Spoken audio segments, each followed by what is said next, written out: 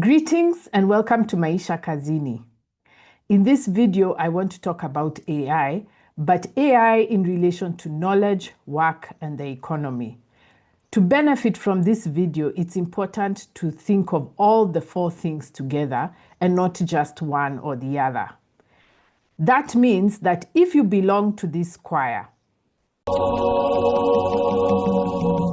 you're probably not to get the full gist of this video. Let me start by telling you what I am seeing in the classroom, because this is why I'm making the video anyway. Now, I gave an assignment to my students in my stylistics class. So I explained the principles. I showed them how to do a stylistic analysis. And because I didn't want to bother them too much, I decided let me give them something they might enjoy. So I told them to pick up a Kenyan pop song of their choice and do a stylistic analysis. And I showed them a stylistic analysis I had done of a song. When I got the assignments back, it was pure miracles. And let me give you two examples. One student wrote on the song by King Kaka called Wajinga Nyinyi. Now, those of you who know the song, you know it is a song like a dirge. It's very slow. And the only thing you hear is King Kaka rapping against the background of a violin that is playing like very hauntingly. And you can even see that the video is in black and white. So it's meant to be a song that is not for dancing and having fun, but for reflecting. The student who wrote about this song said that the song is a lively song with a catchy beat. Yeah. Another example. There is this song by Nyashinsky called Malaika. And this student in their paper, when they wrote about the song, they began by saying the song by Nyashinsky is a rendition of the song that was popularly performed by Daudi Kabaka. Now, even just looking at the lyrics, let alone the tune, those are two completely different songs. And yet a miracle happened. They had to be the same song. And in fact, when I marked it, I went back to class and I played the songs.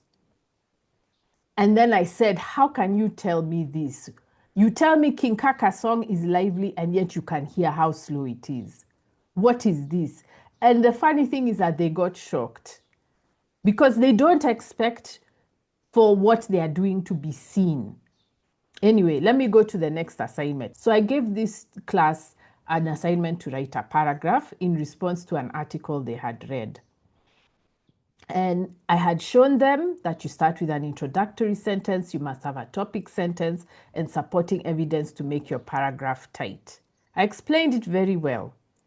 When I got the assignment back, it was a miracle of great proportion because instead of a one paragraph assignment, I got a 30-page paper. Hallelujah. What a wonderful. It was Jesus turning 2 fish and 5 loaves to feed 5,000 people. I asked for a paragraph, I got 30 pages. Hallelujah. Hallelujah.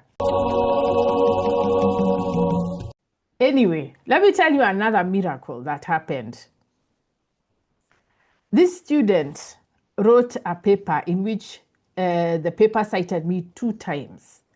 And when I was reading it, I was thinking, I don't think I have ever said this, but let me check the citations because maybe the student misunderstood what I said. So I go to the bibliography. My name is there nicely, APA style, with a good title and the proper publication name and the link. But those were 2 publications I never wrote. And those links, when you clicked on them, they led to nowhere. There were no websites like that. And then when I confronted the student about those 2 publications, saying I never wrote anything like this, the student says, oh, I don't know how that happened. Let me give you the last one. This one is a mother. It was from my colleague. I don't think even me I have reached there. So this colleague of mine took her students on a field trip. And after the field trip, the students were supposed to submit an essay talking about their experience. I'm telling you, miracles happened because the essays that came back, the students had gone to China. Hallelujah! This is miracles. They happen. They still happen. They had gone to China. Now, when I give these examples, I am told, oh no, the problem is that the students don't know how to use AI. But let me tell you why that argument doesn't work. If we go to the China example or to the one paragraph assignment example, the problem isn't AI. The problem is this very simple thing, which is that if the student should have taken the assignment and compared it with what was required, and then been able to see what I have given in is not what we were asked to do. But even that is work. And that's the problem. Students don't know what work is. They don't know what knowledge is. Even in the example of someone quoting me, how does it not occur to the student that I would know my own work? That if I had written these things, they would be in my mind and I would be able to see, no, I didn't say anything like this. That's a misunderstanding of what knowledge is and how the mind works. It seems people don't think that knowledge is something that is retained in our minds. They think it's just on the paper. And that's where it is. It doesn't come from the mind to the paper. It's something that's on the paper disconnected from the mind. So if you quote back work to me, I will not recognize it. Like in the case of the paragraph and 30-page paper, the student had not understood why I was asking for a paragraph. I had explained it in class why I'm asking for this assignment. I explained what I would be looking for, but I think the student just had, oh, this is an assignment, I'll use AI. And that's why when they generated their 30-page paper, they didn't bother to check because they didn't understand what I had asked for. And you see, the mind works in patterns. If you don't understand why something has been given or where it is coming from, and what the teacher is looking for, you will not understand what to do because you have not understood that whole pattern, that there's a reason, there's a context, and this is why you have to do it.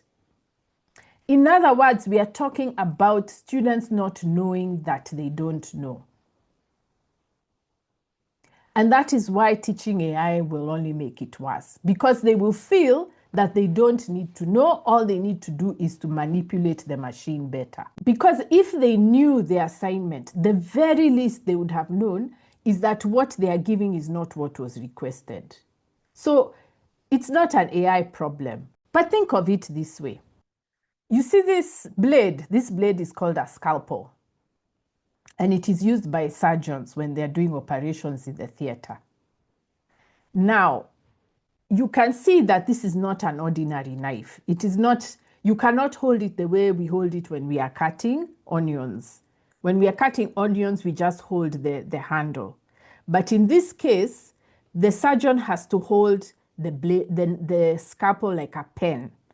And the surgeon does this for stability, because when you're making an incision on the patient, your hand must be stable so that it doesn't go too far. Because with people, it's a very delicate thing, because there are capillaries, there are arteries, there are things which you might touch which you don't intend to touch. So you have to have very good control of the scalpel. In other words, to be able to do a surgery, a surgeon has to know more than about the scalpel. They have to know human anatomy, they have to know about the blood vessels, they have to know about the organs, they have to know about anesthesia, about the nerves. They have to also know how the surgical process works. So it's not enough for them to just know how to hold the scalpel. Now imagine if we were to say that students don't need to learn all these things. They don't need to learn anatomy. They don't need to learn anything else except how to hold the scalpel, since the scalpel is the one that makes the incision. And the argument would be, you see, there's no operation without making an incision. So why are we doing all this other knowledge? We just know how to hold the scalpel. And after all, anatomy is just theory. What's the point? And then when I say no, these students need to know all these other subjects before you give them the scalpel to hold in a theater. And then you tell me, why are you against scalpels? Scalpels are here to stay. What does the scalpel have to do with anything? This isn't a question about the scalpel. It's about the knowledge of the surgeon holding the scalpel. And if we train people like that, we're going to have medical students who will slice our arteries and will bleed to death in minutes. And this is the conversation I'm trying to have about AI. What I am saying is not about the technology. I am talking about the 19-year-olds, the 20-year-olds, the 21-year-olds who are just out of high school, barely understand the world. And my job is to teach them about the world and whatever skill they are planning to get. And we're not pouring information into them. We are not telling them because they are stupid. What we are doing is that we are expanding their world. We are saying where you were in high school was just a microcosm of society. There's a bigger world out there. We are teaching you about it. And your job as the student is to integrate whatever you already know, either from your experience or your learning or your observations, to integrate it with what you're being told in school. And that's what learning is, and that's what growing up is. So if a student is going for a field trip to Langata, and then they are writing about China, it means they are disconnected from their own experience. There's a gap between who they are and what they know the world to be. And yet education is supposed to help us place ourselves in the world. That means the student is extremely alienated if they can't talk about their experience. And what I have seen, and this is something that even Mordecai Ogada says on the channel, ask Kenyans about an opinion and Kenyans will get so scared because we rarely reflect. We just say what we think is supposed to be said. And then when I'm telling you that this is a problem, you tell me, but I'm not talking about AI. I'm talking about the student. And funnily enough, this is the same thing we said about CBC. Some of us, we tried to flag all the problems that would come up with that curriculum. And in fact, our predictions have come to pass. But when we were bringing these issues up, what did you say? Why are we doing this as Kenyans? I think one of the problems is that we don't understand the process of work. And we don't understand that knowledge is a result of work. And the problem for our students, they are too young to know that what the media is saying about AI is simply not true. And you have seen the headlines. The headlines are promising heaven from AI. And the students don't yet have enough knowledge to tell themselves that what the media is saying is not true, and it's not true for 1, 2, 3 reasons. And that's all I'm trying to say. What I'm trying to say is that what you are saying, when you're saying AI is here to stay, you think that that's what your children are hearing, but that's not what they're hearing. What they are hearing is, I don't need to know because what I'm being told to learn can already be done by a machine. But that's not what knowledge is. Knowledge is what is in your brain. It is not what can be produced somewhere else. Let me just show you a very simple process of what I'm talking about. Now imagine if your child was to say, Mommy, please buy me this bicycle. And you look at the bicycle and it's really expensive. And then you tell your child, "Woi, I can't afford it right now. I don't have the money." Now imagine if your child was to reply, But see, we can just go to the ATM and get some money. What is the issue here? The issue is this. The child doesn't yet understand how money is made and where it comes from. They don't understand that you have to go and work. And then when you work, you're paid. And that payment, it's either you or the company that sends the payment to the bank. And then what you withdraw from the ATM is what you get from the bank account. So when you tell your children that AI is here to stay, what you're doing is telling them that money comes from the ATM. And let me now be more specific to the classroom. This is the process of teaching in a classroom. So I prepare my class. I read, I look at what's happening around. I try to think, how can I make this content relevant to the students, especially after you Kenyans battered us, telling us that we are teaching irrelevant stuff. And actually, it was the media that was driving that narrative. So I try my level best to make this as practical as possible. Then I go to the classroom, we have a discussion with the students, and we all talk about the things that I have prepared. And then when the students go home, I expect them to internalize what I had taught or what we discussed.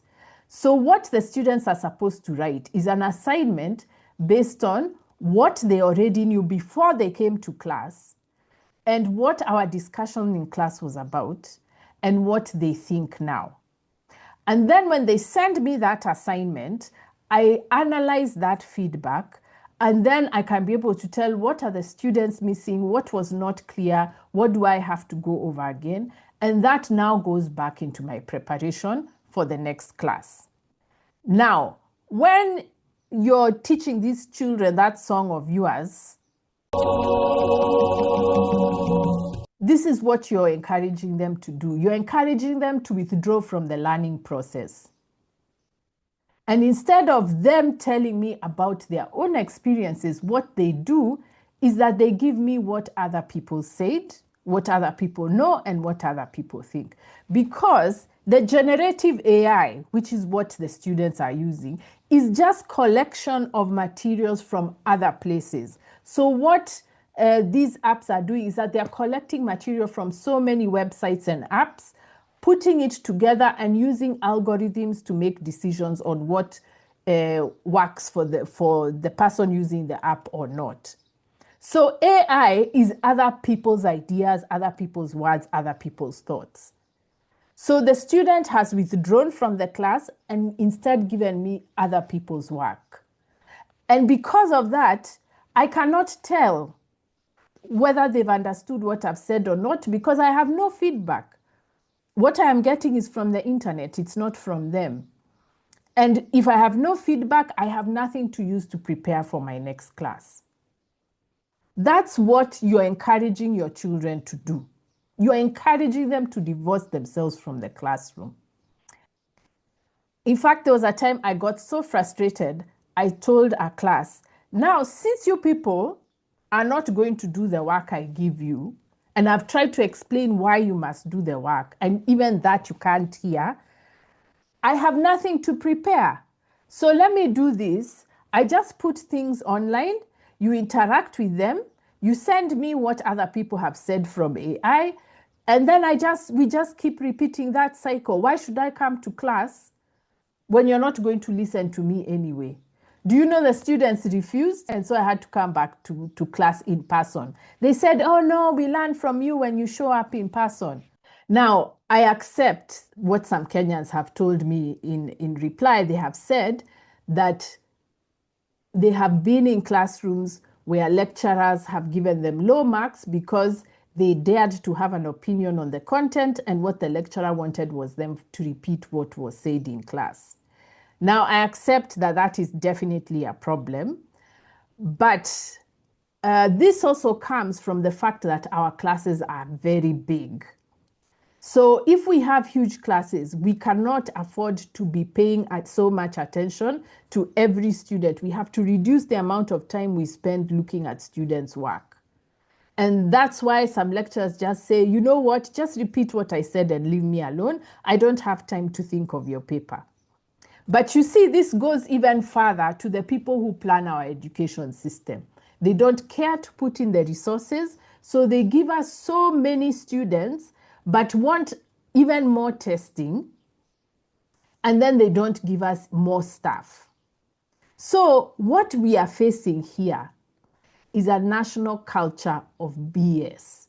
It's a culture where we don't care for the substance. All we care is for the performance of some function called education, and we don't care whether what we are getting is really education. BS is a word that we use a lot when we are talking, but it was given a philosophical explanation by a philosopher at Princeton called Harry Frankfurt, who died, I think, about 1 or 2 years ago. In short, I would summarize what he said as follows, that BS is performance without substance. In BS, we are more preoccupied with saying what we think others want us to say or what we think should be said, rather than whether what we are saying is the truth or whether it matches reality or whether it's something that we really believe. And in fact, what he says in summary is that BS is a lack of concern for the truth. And Frankfurt says that we do this kind of performance when we hope to gain from the performance rather than from the substance of what we are saying. So our interest is more in what we hope to gain from the performance rather than in what we are actually saying. And this is what MPs do. MPs, they'll talk about development and nyef, but they really don't care whether people's lives improve or whether people are living in dignity. What they care for is whether you're going to vote for them in the next election. So when they are talking about development, the issue isn't development, it's the purpose which is beyond development, which is they want you to vote for them. That's what it is. And this is how Frankfurt put it. BS is unavoidable whenever circumstances require someone to talk without knowing what he is talking about. Thus, the production of BS is stimulated whenever a person's obligations or opportunities to speak about some topic exceed his knowledge of the facts that are relevant to the topic. And this culture is entrenched through the school system, through, for example, exams. When we do exams, we are performing knowledge. It doesn't matter whether what we are writing on the exam paper is something we actually know. And that is why even in the classroom, the teacher will tell you, no, don't think this is not going to come in the exam, because exam is about performance. Can you perform as if you know? And whether you know it or not, it doesn't really matter. And we do the same for graduation. We are just performing for the sake of a certificate, and whether we understand what our certificate says we understand is really irrelevant. What matters is that we have performed. And with our certificate, we can keep on performing as if we know something, when really we are not even reading and we don't even care. And that's why Frankfurt was saying it's a lack of concern for the truth. And this is why CBC is the mess that it is in. The few of us who were speaking up, we were saying, this is not what we are getting. But Kenyans cared more for the performance. We wanted to sound like Ken Robinson in that creativity TED talk he does. So when we are told, oh, it's about talent, we say, yeah, you know, Kenya is now international. We are meeting international standards. And then when we are told about parental involvement, we feel, yeah. The best nurturer of the child is the parents. And then we were told about tech, and then we are like, yes, fourth industrial revolution, we are teaching coding. Where?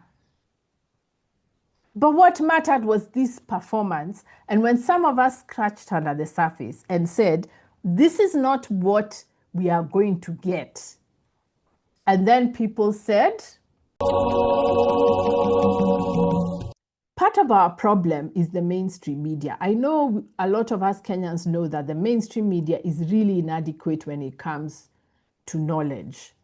But this is another aspect of it that I had not seen. The media controls not only what we know, but it also controls what we do with the knowledge which they provide us. I stumbled on this article, which is entitled Mass Media Functions, Knowledge and Social Control.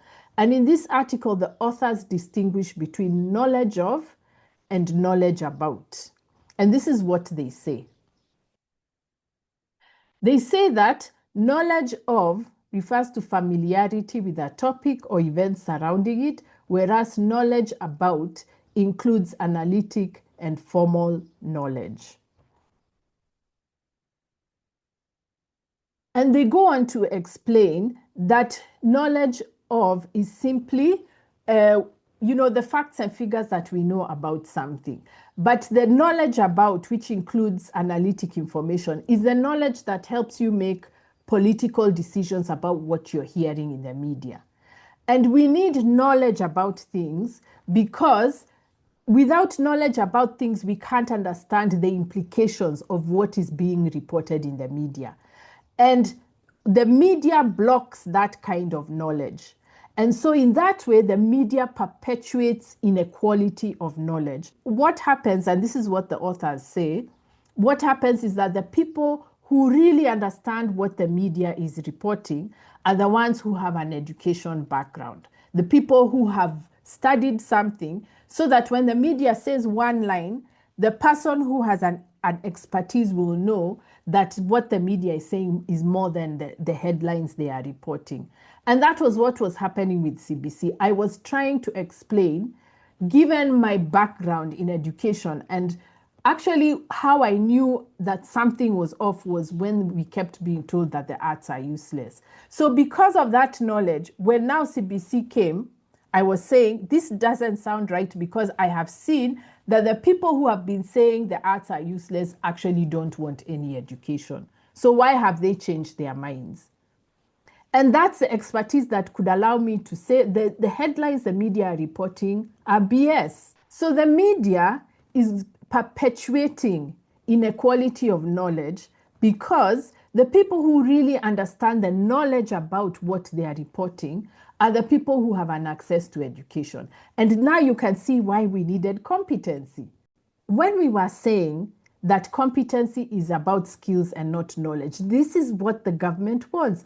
It wants a dumb population that can be told anything in the media and in the church, and they never go back and say, what is this about? They will just say, oh yeah, we know it because we saw it in the media.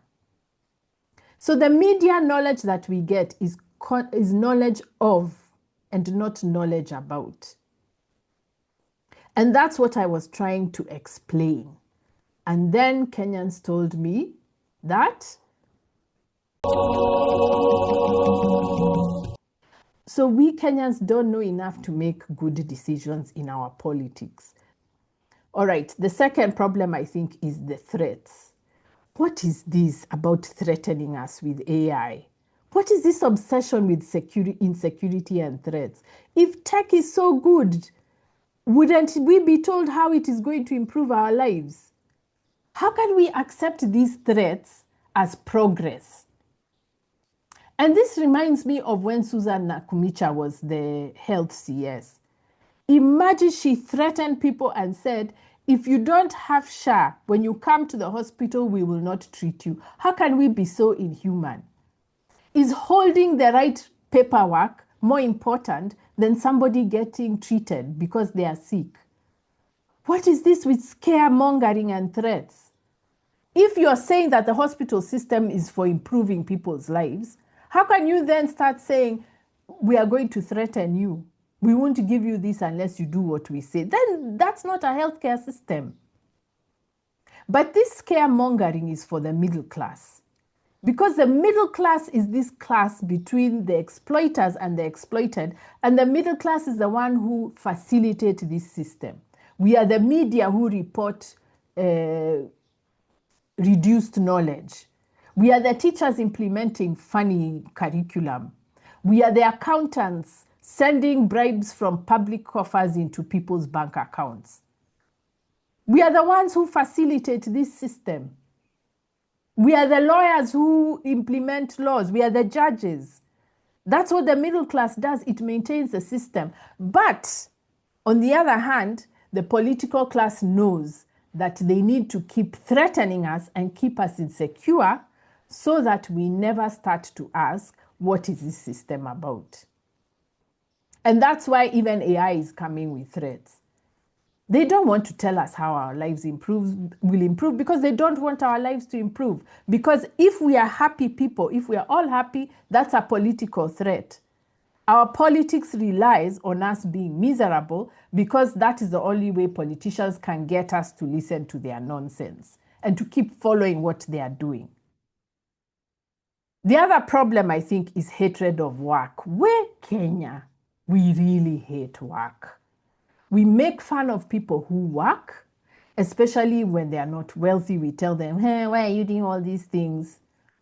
And there's no pay. And then we worship and elect people who have no work. All they know how to do is to tenderpreneur. And on this channel, we talked about this over and over again.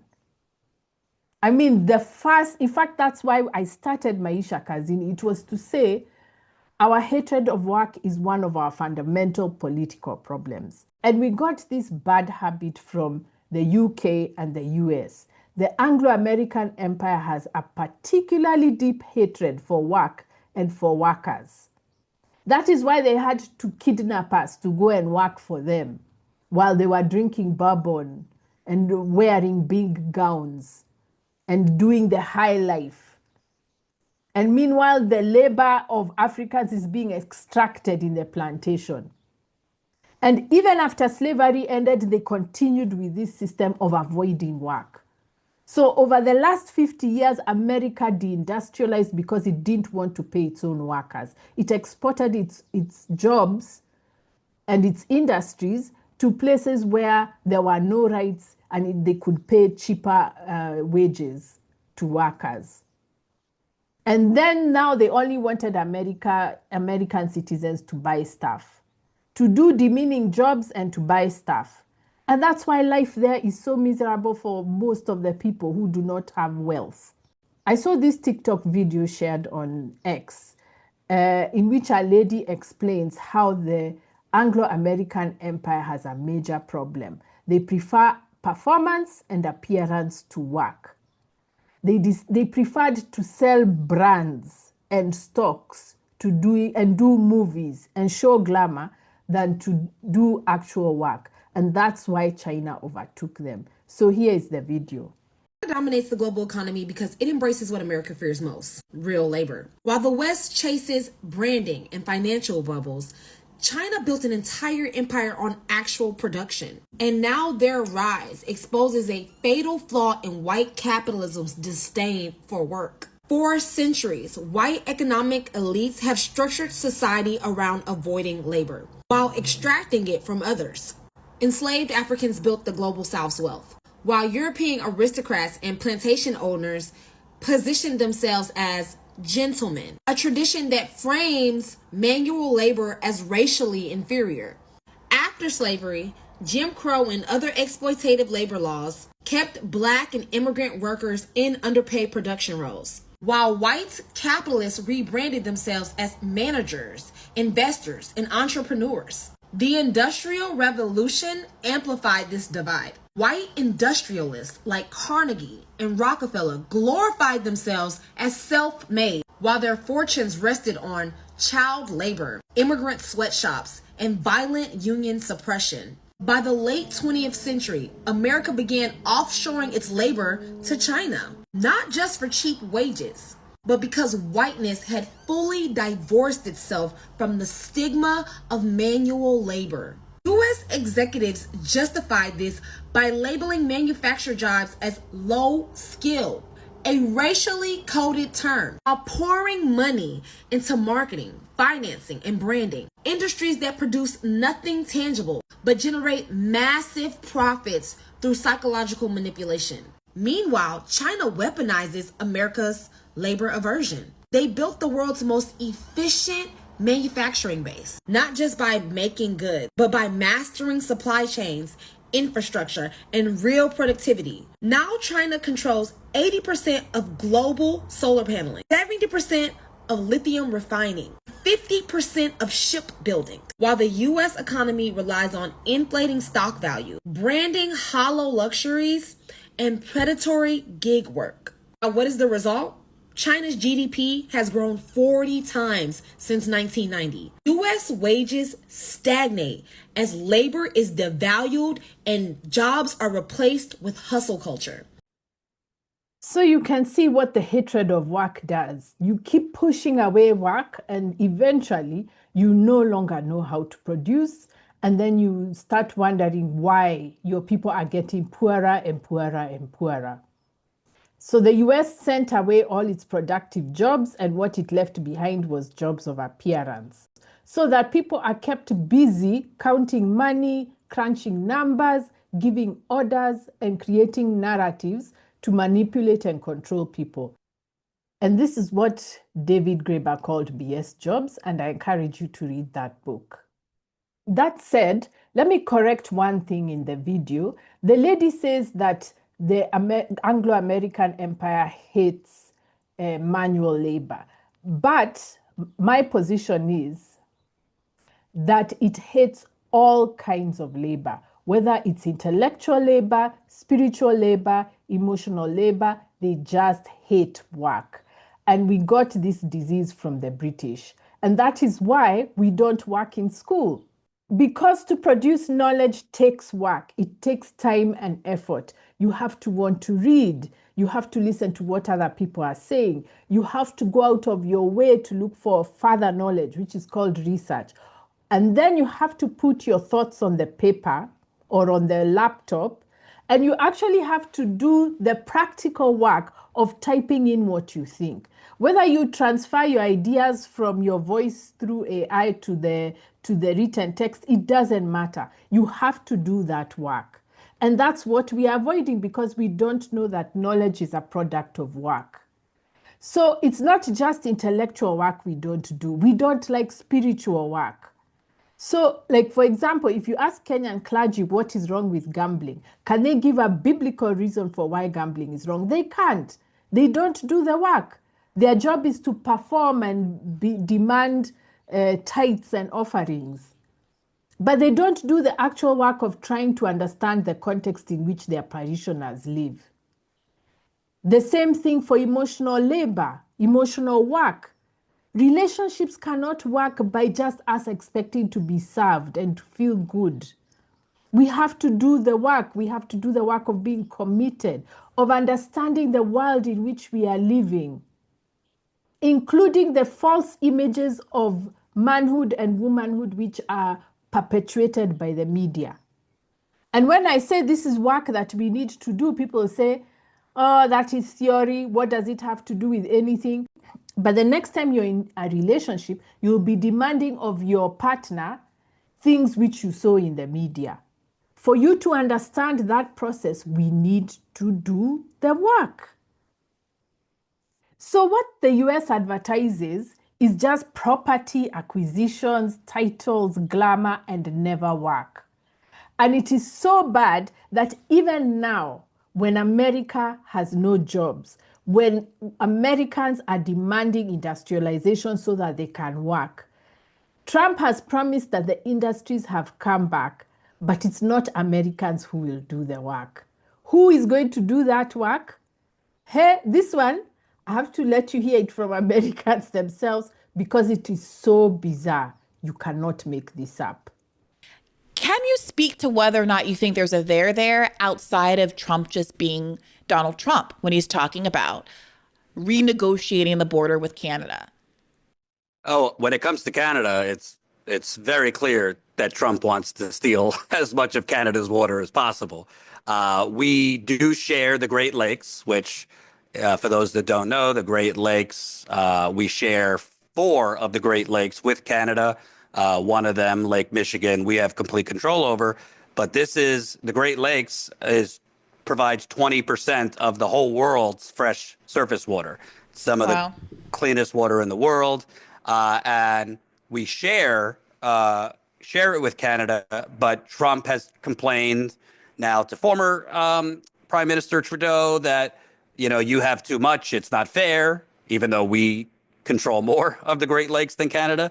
We control 60,000 square miles. They control 35,000. But essentially, Trump, there's a lot of different reasons he wants more of Canada's water. Number one, obviously, we've had drought in America.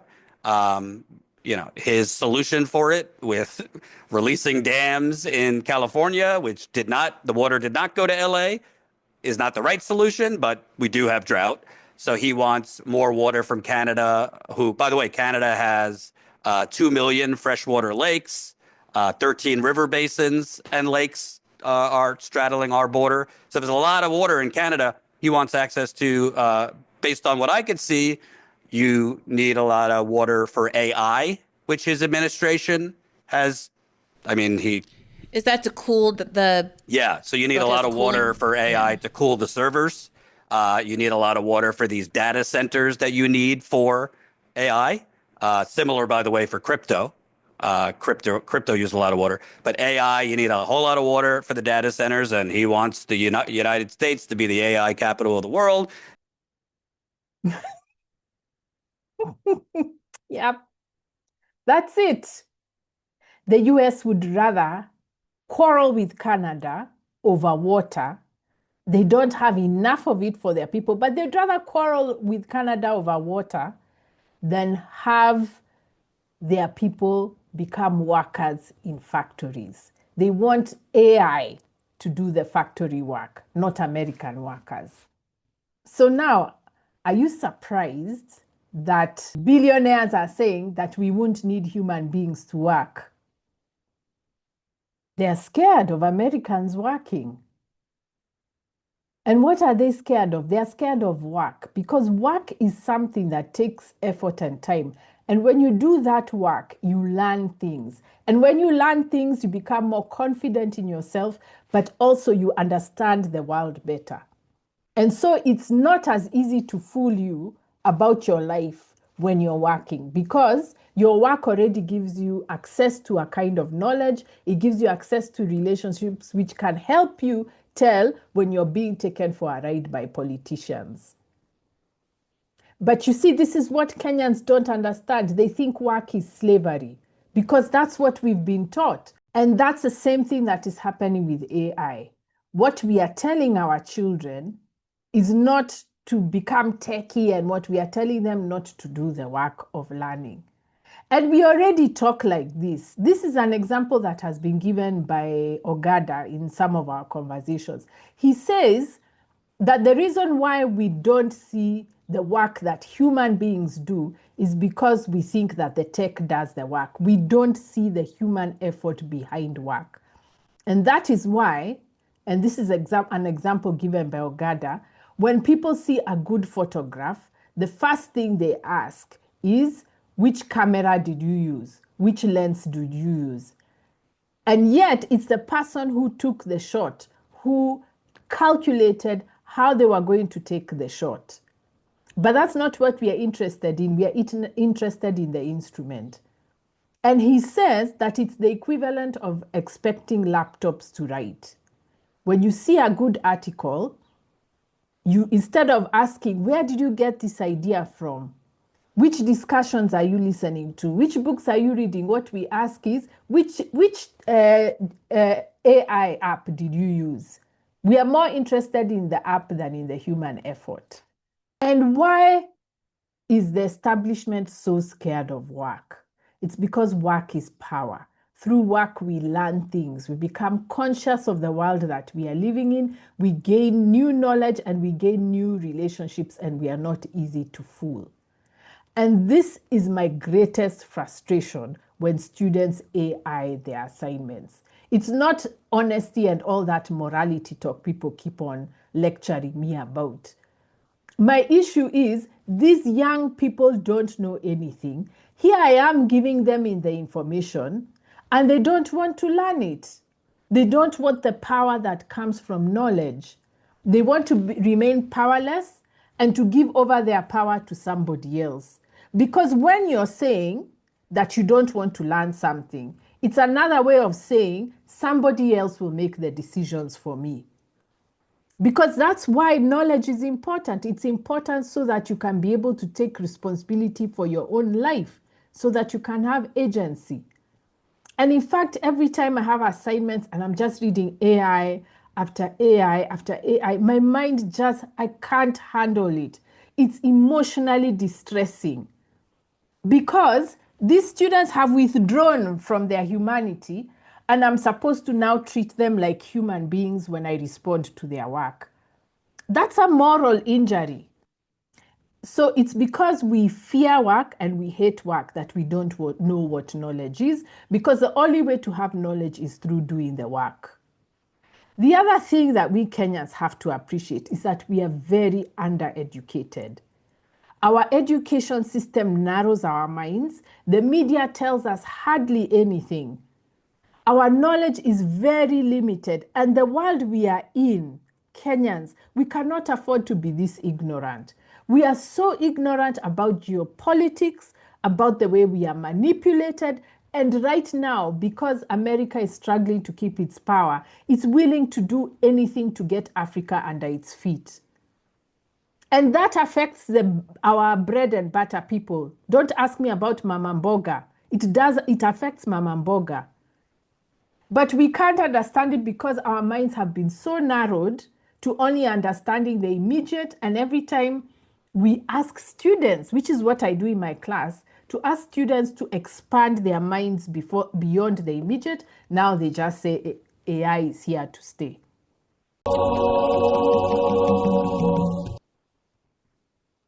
So if we are this undereducated and unknowledgeable, do you think it's a coincidence that now we are being told to sacrifice our thinking to AI? And remember, if you listen to World Bank and Davos and all those people when they're talking about Africa, what is their obsession? Their obsession is with the fact that Africa has the highest proportion of young people. So when they're telling young people to go to AI, what do you think they are saying? They're sabotaging this generation and the generation to come. And you parents are there cheering, thinking you're celebrating progress. And even remember, during the colonial days, this is what we were being told. We were being told Africans don't need knowledge, only skills. And that's why we had TVET. Because the plan of the colonial government was that high school and university would be for Europeans, and TVET would be for Africans. But the best they were hoping for, if you must go to school, is to reach standard 4. And this is now what we are still being told with competence. We are told competence is not skills without knowledge. Kwani, what do you think that is? So telling our youth that they don't need knowledge, that they not just need to give up pursuit of knowledge for AI, what do you think that is? And it's your parents who are repeating this nonsense. You're helping people steal a whole generation. We are being sabotaged, and you're the ones calling it progress. What is this? This is witchcraft.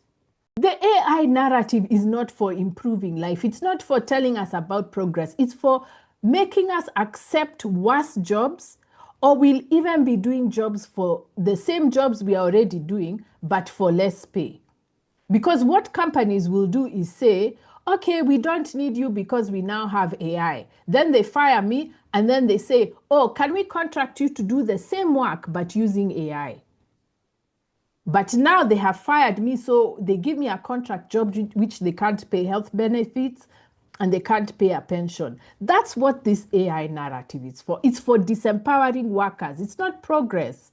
And I don't know how come people can't see it. It's Uberization of work. That's what AI is. It's for exploiting us, and it's for impoverishing us, and for telling us we deserved it because the machine is now better than us. And what China did was refuse to fall for that crap. And tech has not made work better. It has actually made us busier and less fulfilled. And that's what David Graeber was saying. That even with tech, production is up, but it seems what we are doing more and more work, and we are getting less and less fulfilled and less time for ourselves. Because now we are carrying work on our phones. We are answering emails after 5.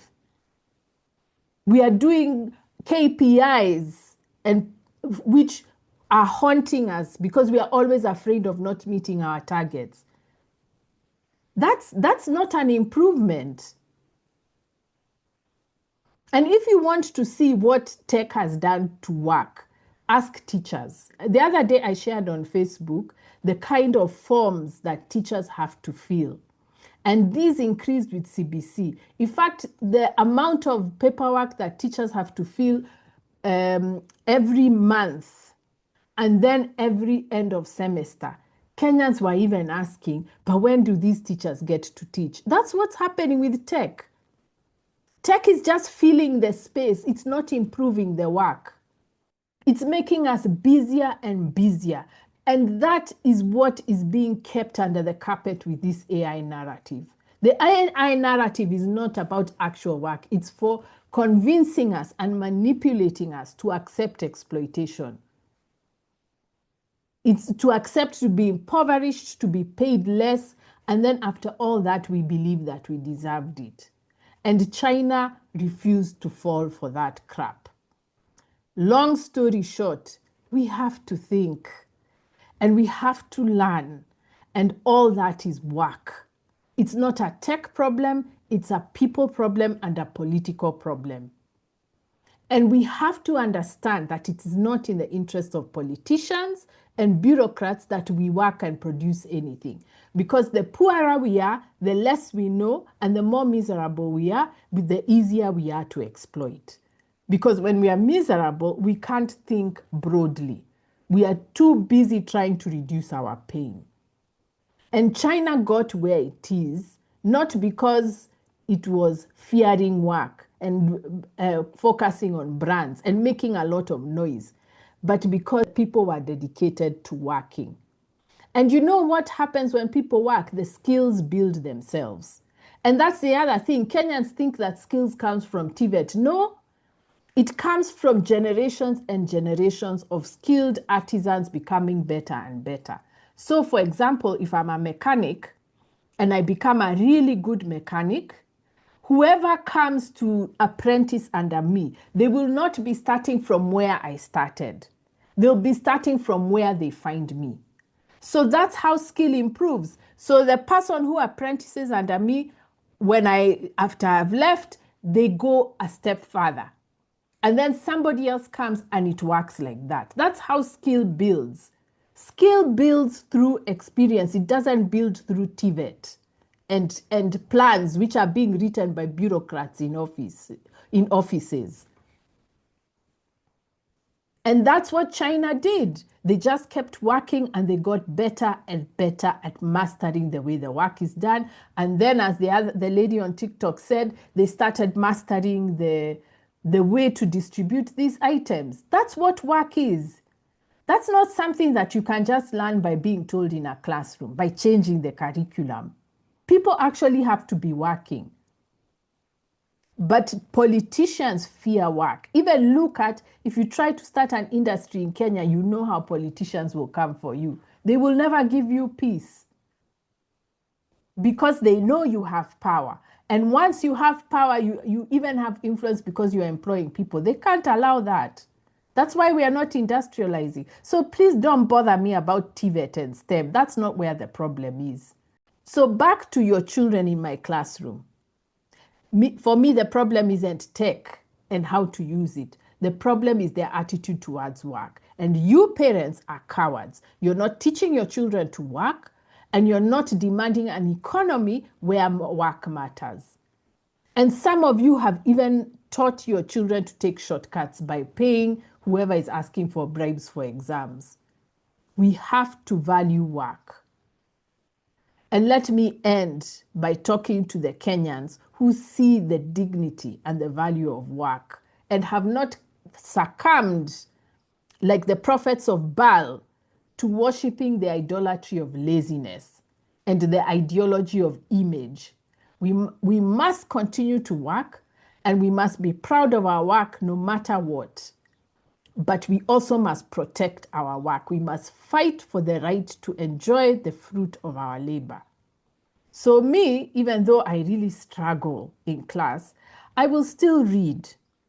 I will still learn. I will still prepare, and I will still try to teach, even though I know that you, the people telling people not to work, your voices are louder than mine.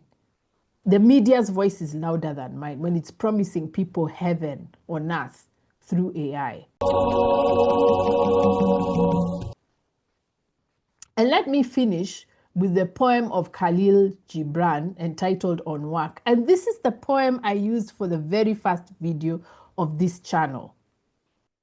So this poem comes from his book, The Prophet. And there is a poem on work.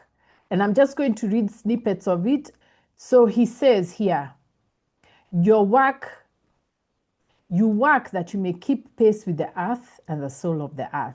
For to be idle is to become a stranger unto the seasons, to step out of life's procession that marches in majesty and proud submission towards the infinite. So what this is saying is that when we work, we become part of the world. The movement of the world is influenced by each one of us working. So when we are not working, we have divorced ourselves from the world. And that's what the students who went to China did.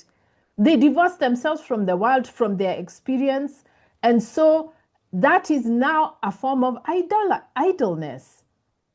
Because when we are divorced from the world and we are refusing to engage with the world through work, then we are idle.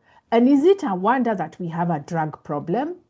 Because that space that should be occupied by work is now being occupied by chemicals and gambling. And it's not simply because our children are lazy, it's because they are being blocked from learning and they are being blocked from working. And then the poem goes on to say, when you work, you are a flute through whose heart the whispering of the hours turns to music. In other words, when we work, we become beneficial and beautiful for other people. It's not just about our own personal satisfaction. And the prophet even asks, which of you would be a reed, dumb and silent, when all else sings together in unison? Why are you withdrawing from life through refusing to work?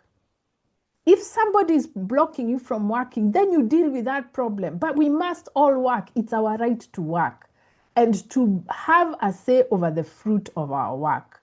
And then the prophet continues, always you have been told that work is a curse and labor a misfortune. That's what we've been talking about. But I say to you that when you work, you fulfill a part of Earth's farthest dream, assigned to you when the dream was born. So we should not listen to people making fun of our work. We should not accept for our work to be degraded. Because in keeping ourselves with labor, we are in truth loving life. We cannot love life if we are not working. And to love life through labor is to be intimate with life's inmost secret. I mean, in other words, you connect with the earth and you connect with people and the truth through work. So labor is not a curse or a misfortune. It is what connects us to the world. It is knowledge. So work is knowledge. And then let me scroll down to the end. I'm not going to read the end, but just to finish with the line that I love so much, which is that work is love made visible. You cannot love without doing the work. And love means that you not only relate to other human beings well, but you're able to cooperate with people and you're able to, be in humanity together. That's what work is. And that's what the American and British empires fear. They fear love, they fear solidarity, they fear creativity. And that is why they keep demeaning us. Because they need our work, they decide, instead of demeaning our work, they demean us and they tell us our work is useless. There's no point working. So that we work and give away the fruit of our labor to other people. So the question here isn't whether AI is going to replace us or whether AI is here to stay. It is work and what it means to be human. We need to see work as essential and to understand that our problem is not AI. Our problem is that the people who own the world don't do any work and have to keep on coming up with schemes for making us continue doing work but for less pay. And not only less pay, for no knowledge, so that we cannot be able to tell when we are being exploited. And we need to understand all this that is happening because we are in a very precarious position as Africans. If we don't understand what is happening to us, we are going to keep on being exploited. But to understand takes knowledge, and knowledge takes work. And work is the effort, the time, and the resources we put into doing something. So the question is, and this is the question I have asked in several of my videos, are we willing to do the work?